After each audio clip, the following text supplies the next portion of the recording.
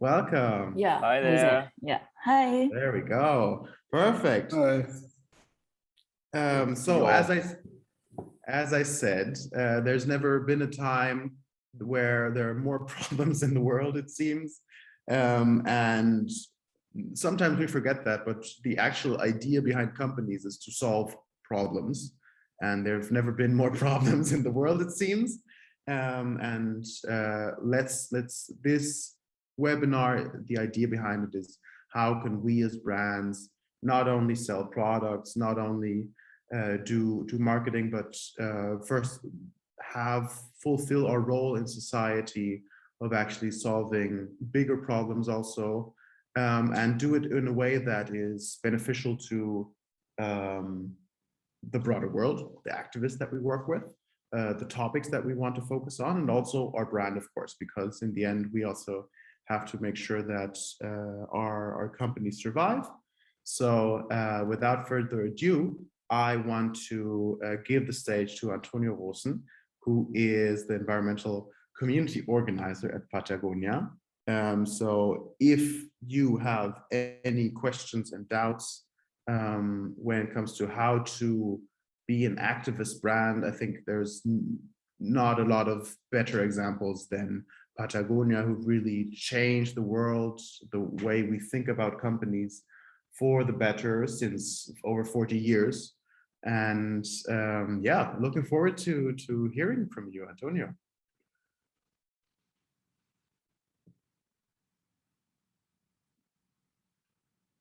Hey there. Sorry, when you close the screen share, the whole thing changed for me right now, the whole window. Hey, good to see you all, and great to be here. Thank you for the invitation. I'm Antonio. I work for Patagonia. I am in, oh, is my laptop going out? One sec, put in the cable. I work in Berlin for Patagonia. We have a store here in Berlin, and we use that store sort of as a base, as a community hub to develop our environmental community and other communities here in Berlin by way of a strong environmental and climate focus. And yeah, I do work here in Berlin, but I also work very transnationally with the European team. Our European team, environmental team, sits in Amsterdam primarily, and also our regional team who are all around Europe, and the one for Germany is in Munich. Yeah, I'm traveling around a lot, always by train. I love trains. Can I share my screen actually? Yeah, I can do that, right? Okay, cool.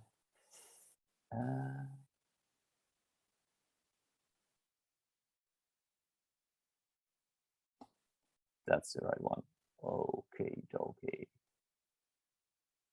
Cool. All right. So yeah, that's me.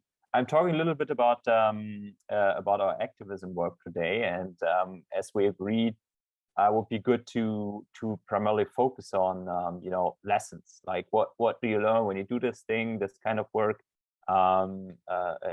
environmental activism as a brand, but also working together with activists, which is a large part of my job, which I do enjoy a lot, and I really appreciate that I can call that my job. So maybe let's start with the question: what successful activism actually is, and this is more of a personal definition that I found. For me, it's you want to drive a change, and you do that through impactful actions.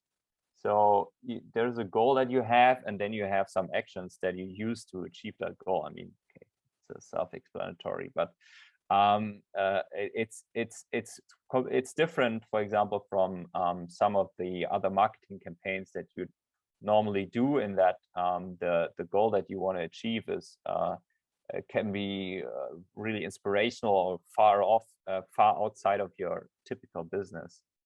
And to do a successful activism, be that as a person or group or a company, you first need to understand the problem that you want to fix. You really need to understand that you need to have a solution that you can offer and that you can lobby for or advertise for.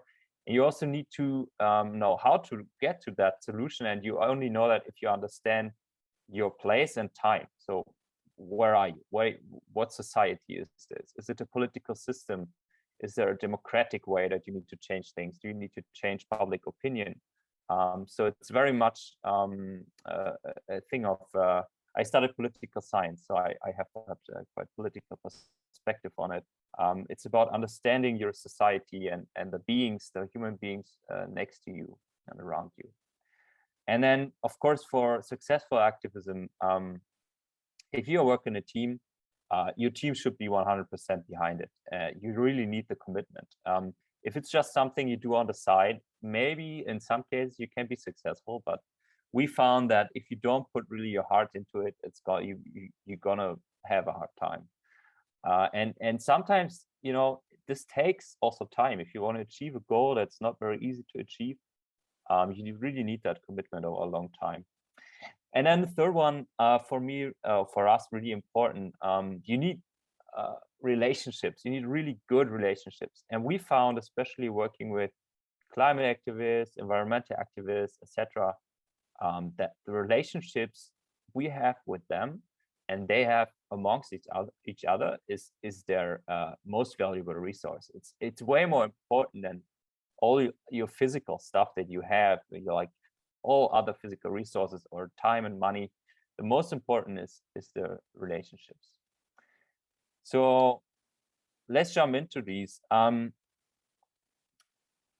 Number one thing, when we have activists who want to be funded by Patagonia, because we do that, we have a funding program for environmental activists.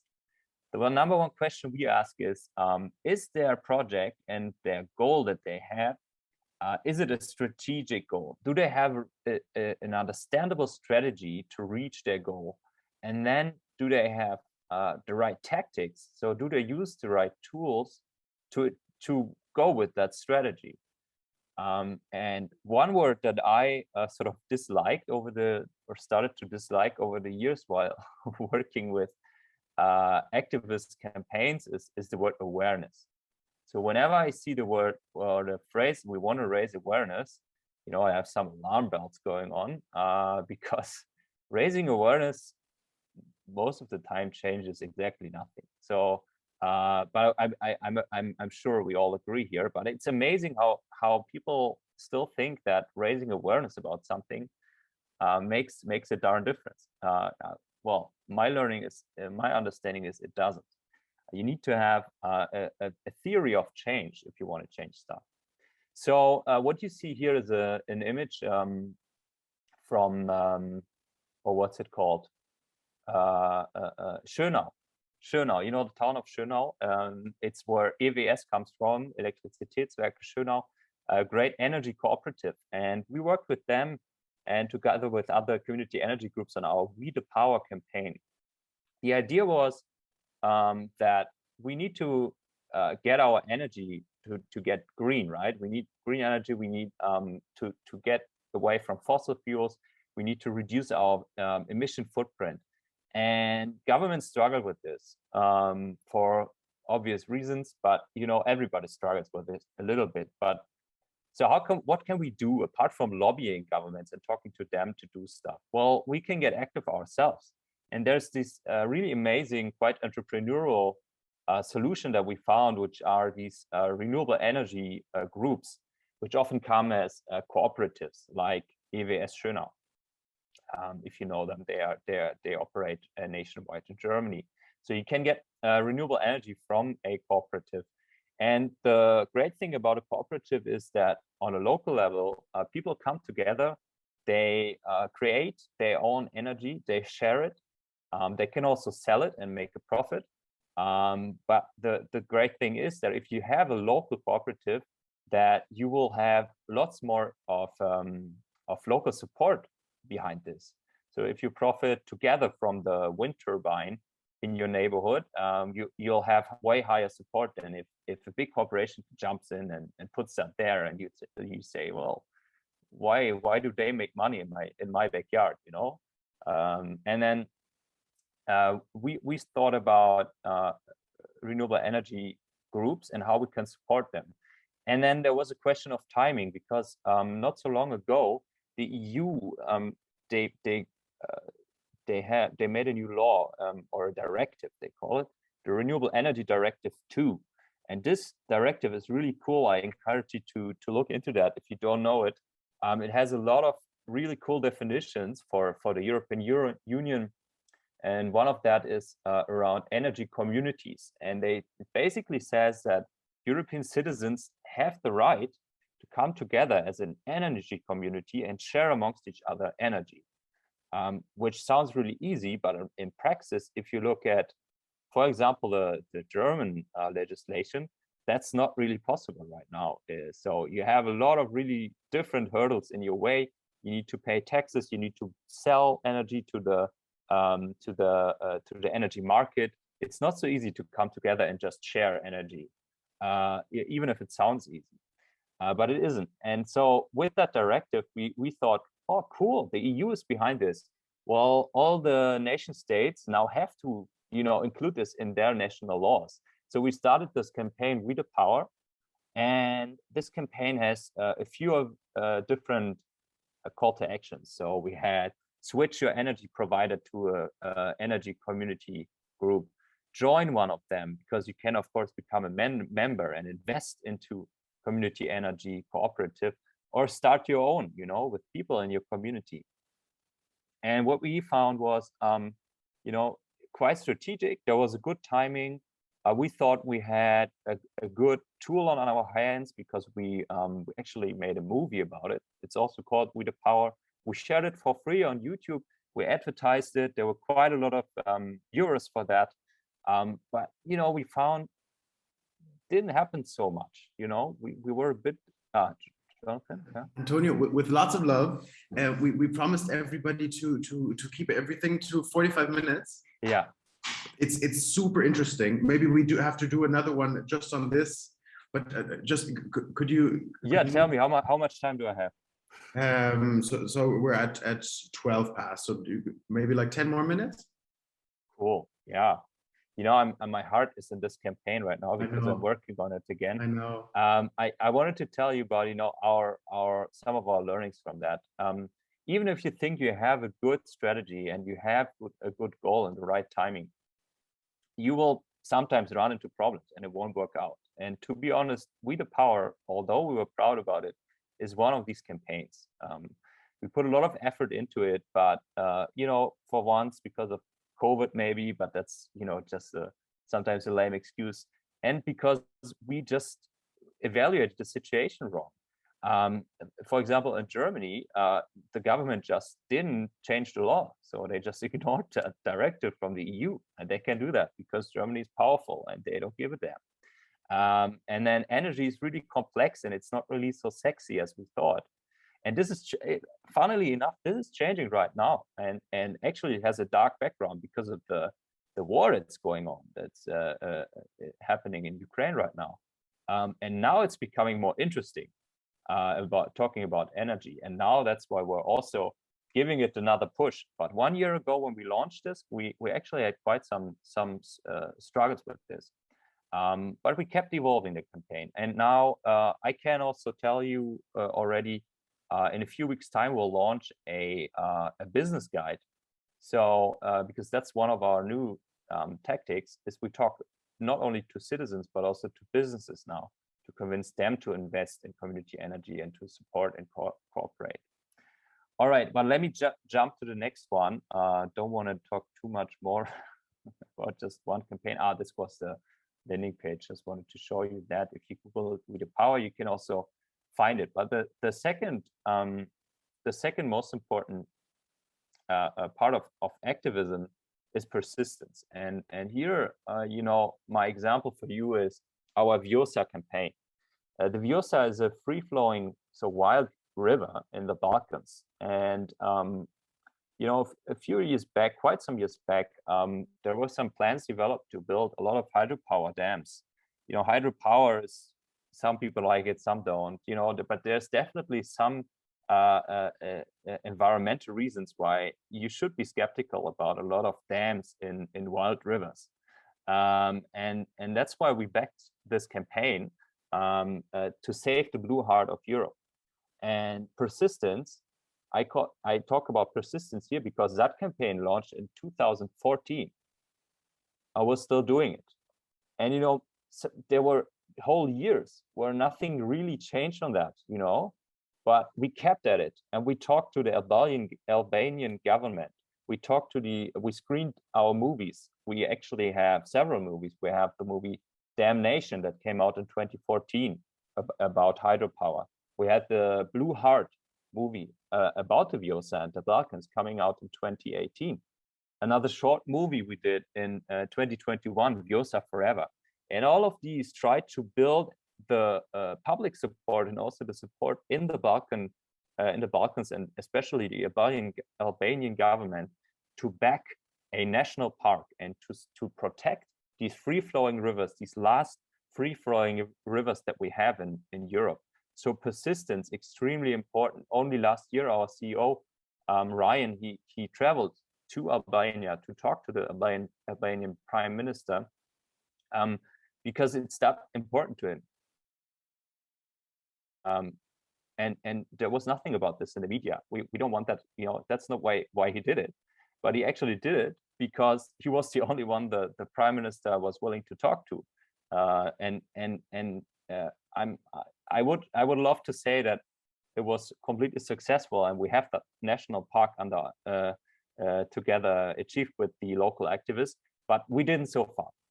There's a step success, so first success of a so-called nature park, but they could still build dams. So we'll keep at this and we'll try to get the national park for the Vjosa. You can find the campaign under this hashtag, also Vjosa National Park now. And then maybe let me just jump to the last one before I give it over to you, Jonathan, and that is trust. So I talked about the relationships. Trust is, of course, what makes relationships work. And trust, you can only build or establish that, especially when you work with grassroots activists, if you understand them, if you understand what they do and why they do it, and if you share these values. If you work with activists who are in an issue with all their heart, they will know if you share these values or no, or not. If you work with them and you're sort of bullshitting about it and you just want to jump on the topic a little bit for a few months, they will realize that, and the relationship will suffer and the campaign will not work. But if you go into that relationship and you build that trust and you also offer trust, then the magic can happen. And here an example is that we have our I talked about it, the support program, our funding program for activists. And this is a program that we have on the whole world in all of the countries where we're active as part of our pledge to give 1% to the planet. 1% of our sales goes to environmental and climate activism. And you can, if you are an activist, if you are in an activist group, you can go to our website and you can apply for a grant, $5,000 to $15,000. And it's quite a small application. It's not very large. And you can even do that when you don't have a legal entity. You can do it just as a group of people. If you have a good strategy, you have good goals, you know how you can reach these goals, you have a good timing, then you will get funded by us. It's actually that easy. And we do that because we trust people. We try to get to know them. And if we think they're trustworthy, then we trust them with it. And most times, I actually can't even think of one time where we were disappointed, you know. It's amazing where you can go if you offer that trust. For example, you know, talking about Lützerath right now, I don't know if you've heard that Lützerath, the town, now is under threat again of being destroyed by RWE, a fossil energy provider, for the coal underneath the town. And we've been working with several groups who are active there and who are organizing the protection of Lützerath and the protection of what they call 1.5-degree border that goes before Lützerath. And you know, that fight is going and going and going, and we've been working with them for years. And we don't know if it leads to anything, you know. In the end, maybe the town will be destroyed. but we offered that trust and we wanted to support the activists on the ground. And yeah, we're happy to say, or I'm happy to say, that I hear from the climate movement right now that everybody is rallying around this issue again. And I think there will be, there will be some protective actions in the future. Let's call it like that. All right, then I'll end it here. Go over to Jonathan. If you have any questions, I'm very happy to answer them afterwards. Perfect, great. So I would say, Antonio, thank you so much for the input. We will have lots of time to answer all of the questions, because I also have 100,000 questions for you. Sounds like the best job in the world that you have here. I'll quickly finish my input and then we'll open to a discussion round, okay? Perfect. So I tried to keep it more in terms of things that, from a small startup perspective, smaller companies can do. Just super quick, who is TipMe? I've been an activist pretty much my entire life, and when I was 15, 16, I got a lot of resistance. It was like about eating meat, and I understood, like, okay, just telling people not to eat meat doesn't work. You have to understand their psychology and understand very easy ways to get people activated. So what we do with TipMe is we enable, just as you would tip the people who bring your coffee, we enable you to tip the people who, for example, made your favorite jacket, made your favorite shoes. And with this very, very easy, very, very low barrier approach, we actually developed a solution that 40% of customers use. 40% of customers give a tip to the people who made their products. We have super high engagement rates. Also, after the tips, people love reading more content about what their tips actually achieved. Over 80% of customers trust the brands more that we work with because they have such a transparent insight into the supply chain.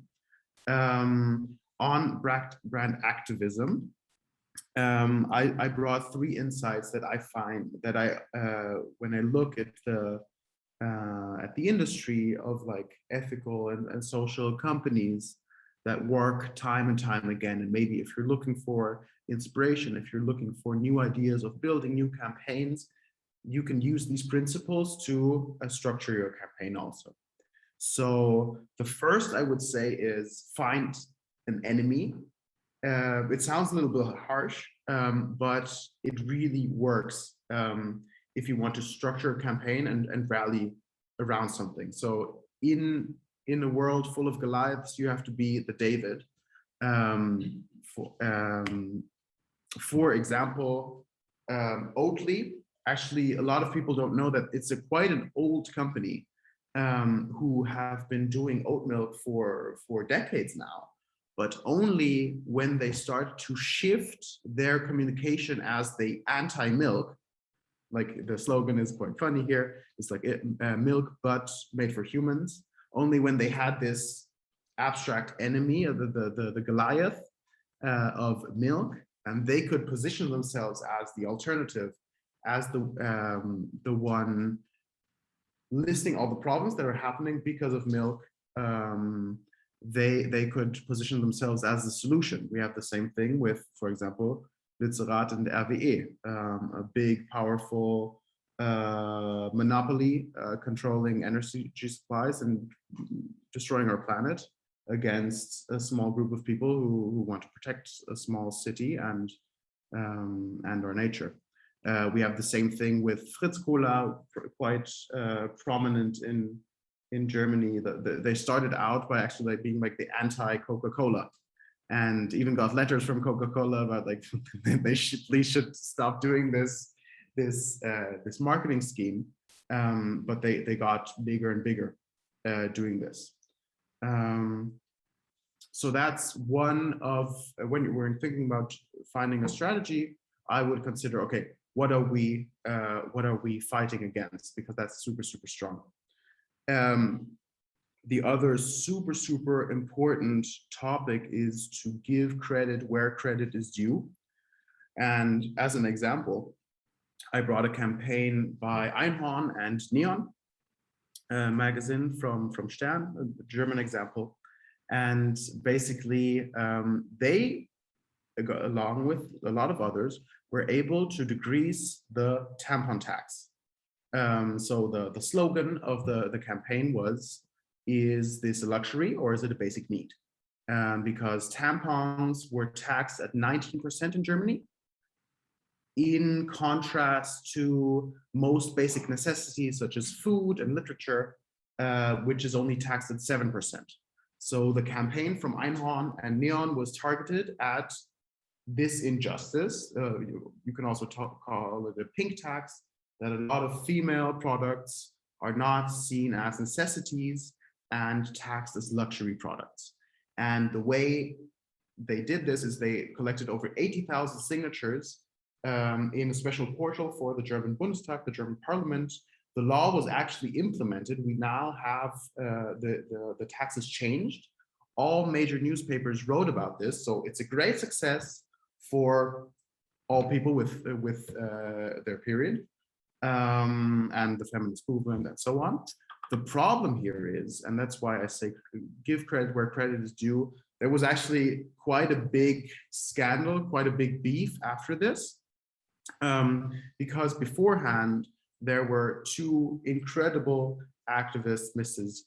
Roloff and Mrs. Kotra, who collected 190,000 signatures in a different campaign, 2018. They reached out to Einhorn during this campaign, said, hey, can you please promote this? At that point, Einhorn said no. Later, they said yes. And they felt ignored and felt that all the fame and all the glory and was taken by Einhorn, and they were ignored, which of course like plays into dynamics of men leading Einhorn, where like got more attention, and they felt as females being like excluded from the narrative, which is something I know the Einhorn people, I'm 100% sure that's not something that they intended, but they also didn't have this on the focus. So the next time that you work on a certain topic, make sure that you understand the local ecosystem, make sure that you understand what are the activists in this sphere, and understand them as partners, as Patagonia does. Because first of all, there's no shitstorm afterwards, and second of all, we're stronger together, and it's better for all people involved to give credit where credit is due. The last part is you can also go full on this strategy and be very smart and strategic about just giving a stage to others. That's also a big part of Patagonia's approach, and that's actually what we are doing right now here in this format. If you just give a stage to people who have a lot of experience in activism, in making a difference on all sorts of levels, that's completely fine. You as a company don't have to be the expert or the pioneer or the first mover. You can also just be the platform. That's another strategy that you can use and just appreciate and give resources and attention and your reach, which is super powerful for people who want to make a difference. So one very smart example is from Climate Farmers. It's a friend of mine who founded this in 2018, 2019. And basically he started out on his own and didn't have any network. He didn't have any experience in this ecosystem of regenerative farming. So basically farming that is not only biological and uses less harmful chemicals and so on, but that actually captures carbon, improves biodiversity and so on, actually has a net positive effect. And what he did is he just hosted a podcast, had every important person in this network of activists speak on his podcast. And now he is the hub and the platform for everybody who wants to talk about this topic. They go to him because he is just the connection point of the activist scene. So if you're thinking about, that's also my summary, if you're thinking about becoming an activist brand, rethinking the way you engage in society, I would say be Goliath, find your, be David, find your Goliath, find something that you can position yourself against. There's enough problems in this world that you can rally against. But do it in a way that you understand the local ecosystem, that you value the local ecosystem, because there have been people working on this. Learn from them, give them a stage, and maybe it's also not even your place to be at the forefront. Maybe it's fine just to provide the platform for all of these activists to meet, to engage, and to become an ecosystem that is stronger. And that's all of these insights I would say are smart from a business perspective, because they are good for branding and marketing, but I think they're also the right thing to do in this time. And as we all said, like, there have never been more problems to solve, and let's see them as our goal and our opportunity. Yes, so that's it from my input, and now I open the stage to all sorts of questions. If you want more details on Antonio's work at Patagonia, if you have a certain case and you want some advice on how actually to implement your branding strategy, the stage is yours.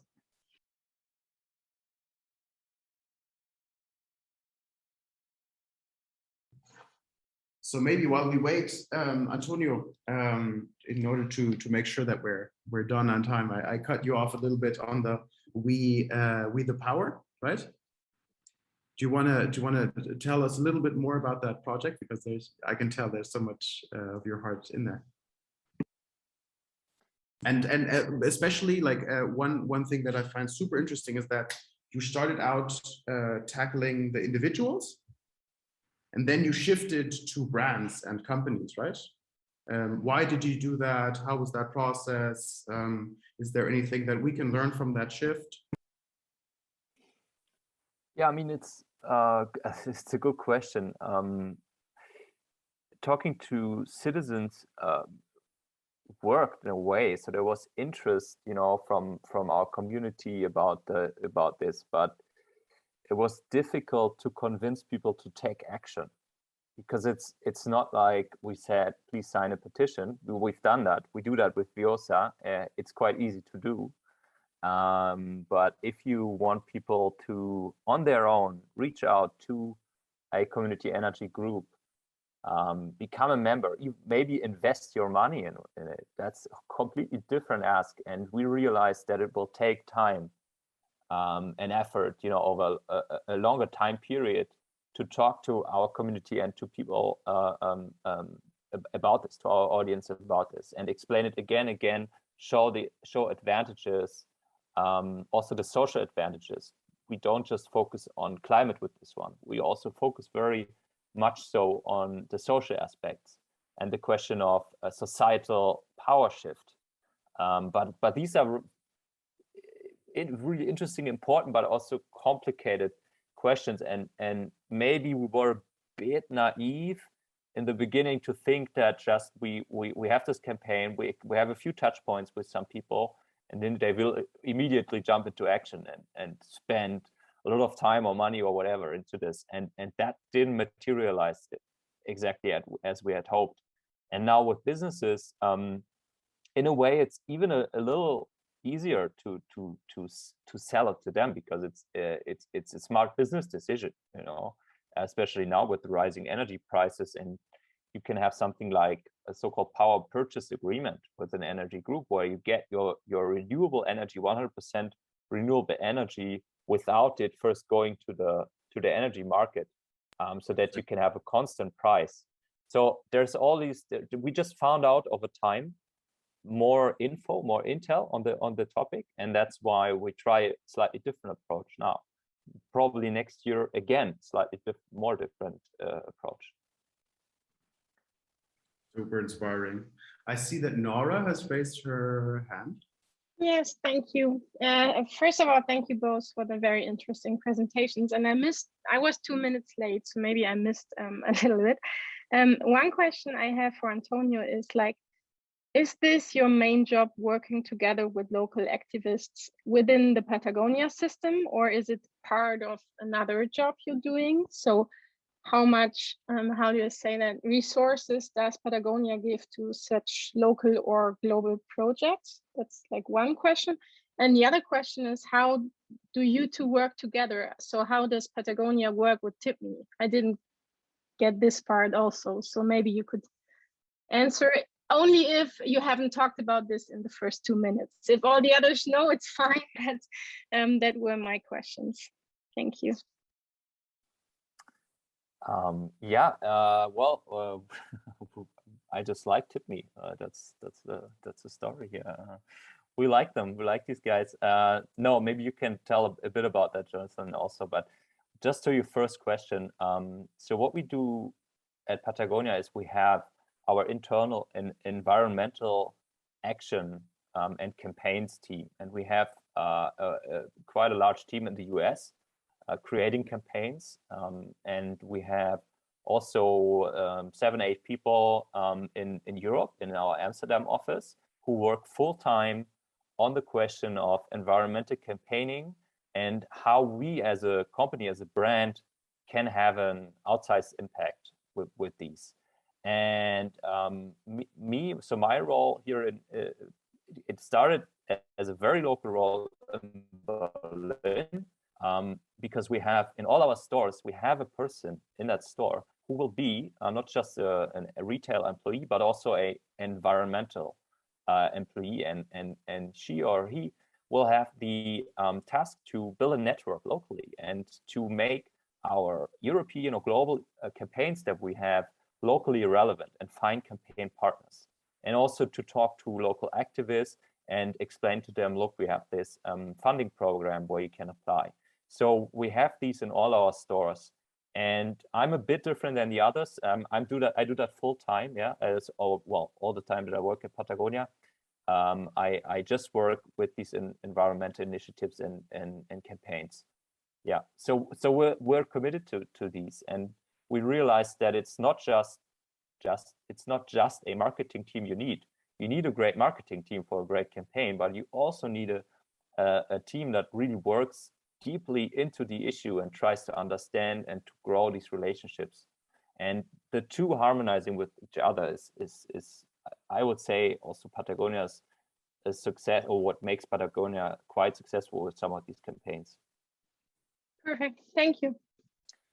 Maybe I can share some gossip from, I talked about climate farmers, and Ivo Degen, the CEO, he worked for Project Together before, also another social player, and they offered, I think it was not at you, Antonio, I think it was the marketing department. So they offered Patagonia to be part of like this big campaign, and I think it was on regenerative energy, farming also. And Patagonia said, wait, but you're already fully funded, so like basically you don't need our support, right?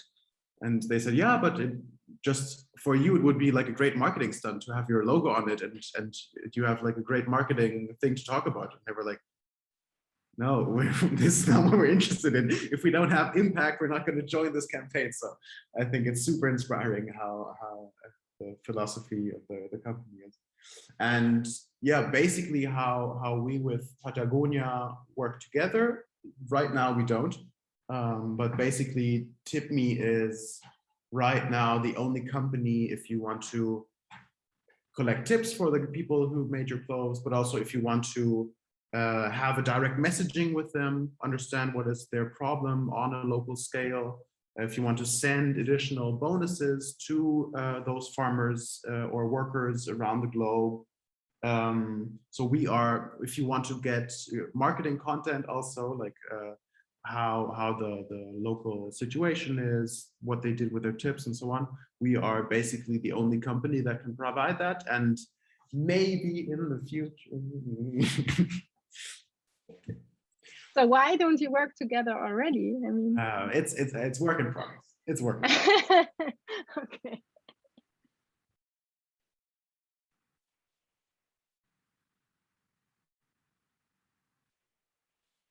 Tina, you talked that you were looking for some ideas. Did you maybe have some time to think about it? Is there anything popping up for you?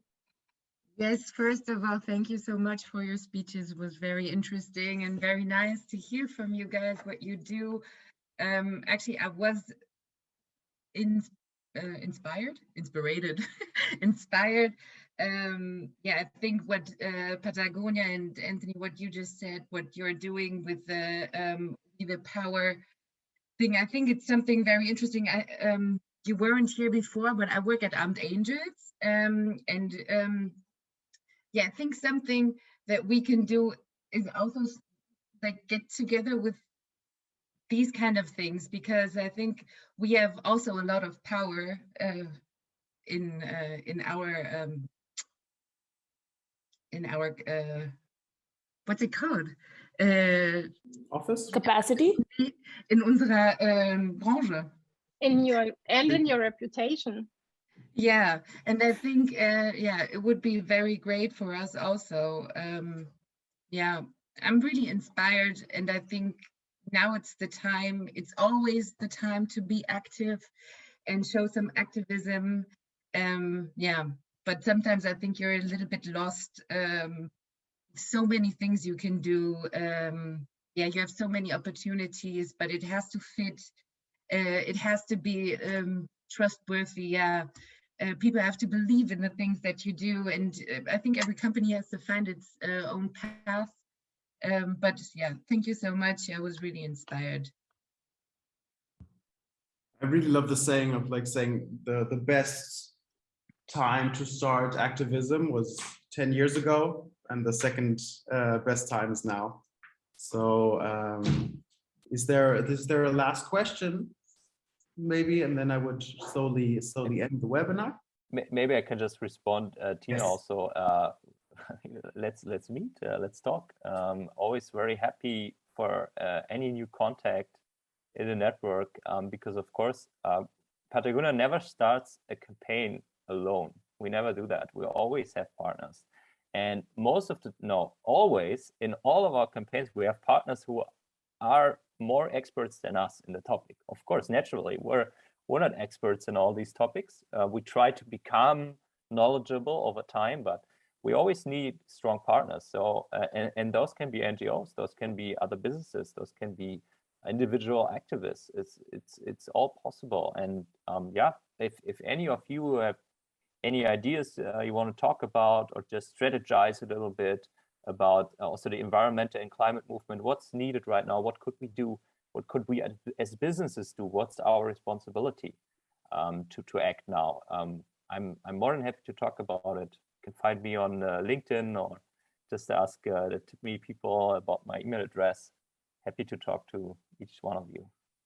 Perfect. Antonio, Tina, I would join you. I'm the other business in Cologne. I'm from Fondorf, so Ergobag, Affenzahn, and all the other brands. So I would love to join for this talk. Amazing. Yeah, that's the network that we talked about, right? Happening right here. Perfect. So as Antonio said, we're going to put all of you in contact. Antonio, with your permission, we're going to put your contact details in the email. We also recorded this, so if you want to watch it again, share it with colleagues, put a screenshot of it over your bed, go for it. We're going to have these webinars each and every month. So basically, last time we had Einhorn, This time we had Patagonia. Next time is going to be about like how to make your supply chain transparent, but in a non-boring way, because a lot of customers say they care, but in the end they don't care. But with some tweaks, you can make them care. Yeah, I would encourage you all to reach out to Antonio and have some impact. If you want to have more webinars, we're going to announce them on TipMe's LinkedIn, which we're also going to put in the email going out to everybody. So thanks so much. Let's change the world, and see you next month. Thank you for Thank organizing. you very much. Thank you very much. Bye-bye. Bye. Thank you.